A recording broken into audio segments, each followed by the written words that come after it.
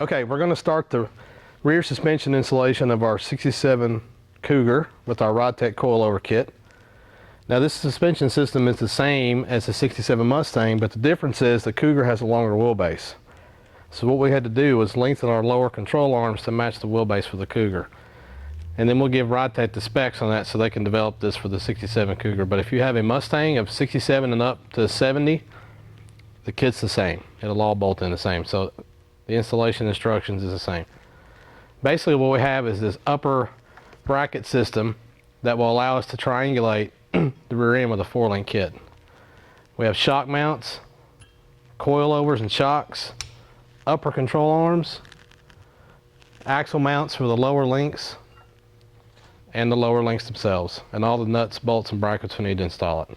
So we'll get started now. To carry on, we're going to show you how you set the car up for the bracketry for the upper frame. Now on the Mustangs and Cougars, there are a set of holes in the frame up here already.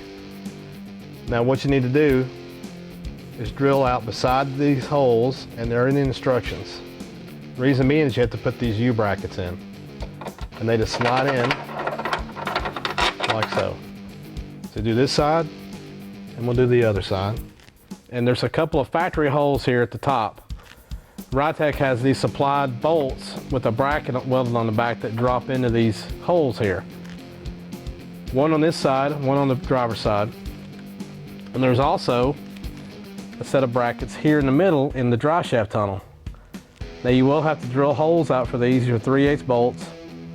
It's got a little bracket that keeps them together, and they just drop in the back right here. So you will have to get out your drill and drill these holes, but it's pretty straightforward. They are in the instructions. So that being said, now we're going to install our frame. Okay, we're going to put the 4-link bracket system in, and I've asked my cameraman Gray to give me a hand putting the bolts in. So, you want now?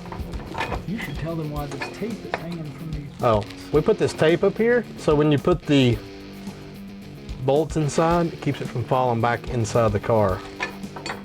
So, because it is a pain if they drop back in the car, because we know from experience. Okay, we're going to put the lower control arms in, and these are pretty straightforward. They just bolt in the existing leaf spring mount up here at the front. So here's this end goes to the leaf spring mount here, and I'm going to run this in. You can use your factory bolt to hold the leaf spring in, reuse it. All right, so we got that side in. We're going to hang the other side on the driver's side, and then up next we'll put the axle in. Okay, we're going to get our axle ready for the lower control arms. And basically, take your stock axle. Ridetech supplies these lower control arm mounts that use U-bolts, and it just bolts right on top of your existing spring mount like this.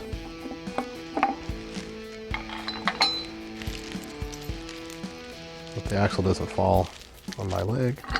You've got a little guide pin on the bottom of this plate that fits in the hole for the leaf spring mount. Slides right in and keeps that centered. So that's all there is to mounting that. We'll tighten that up, put the other side on, and we'll talk about these brackets next in just a second. Now we're going to walk you through one of the harder parts of installation of this kit, and that's the brackets that's got to be welded on the axle. Now obviously we have a welder here, we have a lift, we have a transmission jack in our shop. Not everybody has these things, so you can still do this in your driveway with the regular jack, set of jack stands. What you need to do, get the rear end subframe bolted in. All your parts bolted up here. And you want to hang one of these upper control arms in the bracket. Get your lower control arm set up on the car and all your brackets on the axle. You'll jack this up. And then what you want to do is you want to lay the upper control arm on the axle with the bracket supplied. Bolt the brackets to this first. Now we already have our brackets welded on. We would demonstrate that for you.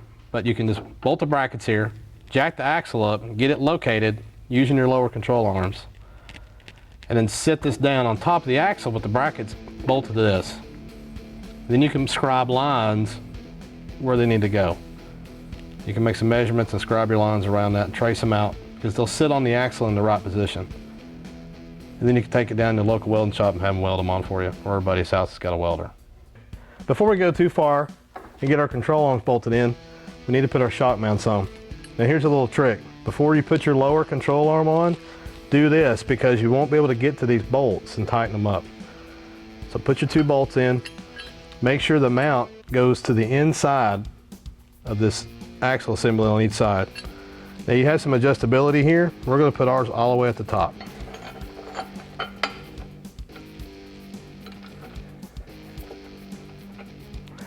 All right, we've got our Ridetech coilover and shock assembled. Pretty straightforward.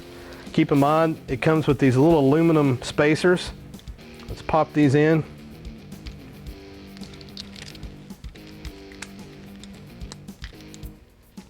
Like so. We're ready to hang them from the bracket up here. I'm gonna put this in. Hey, can you see me through all the jungle of control arms and springs? We are about to wrap up our rear installation for the Ridetech suspension system on the Cougar. First thing we're going to do is we're going to jack it up and get the upper control arms located. Throw some bolts in it to hold it in place.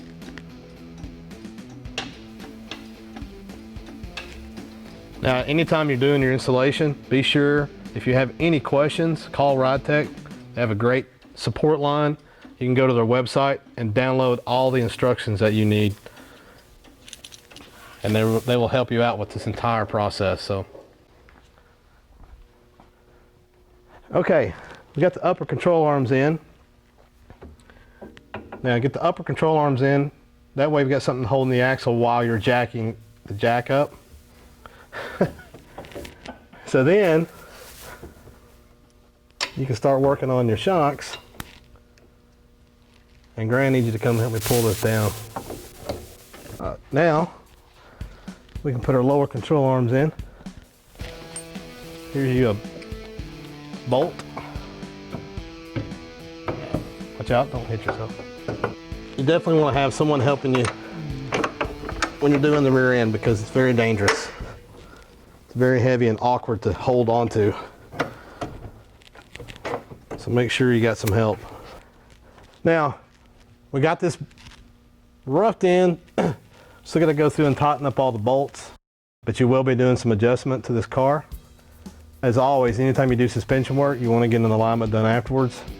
And Ridetech's got some good instructions and setup instructions on their website for getting your suspension dialed in. And again, their tech line is very helpful with any suspension questions or tech questions you have. So that should just about do it. We'll get it all bolted up.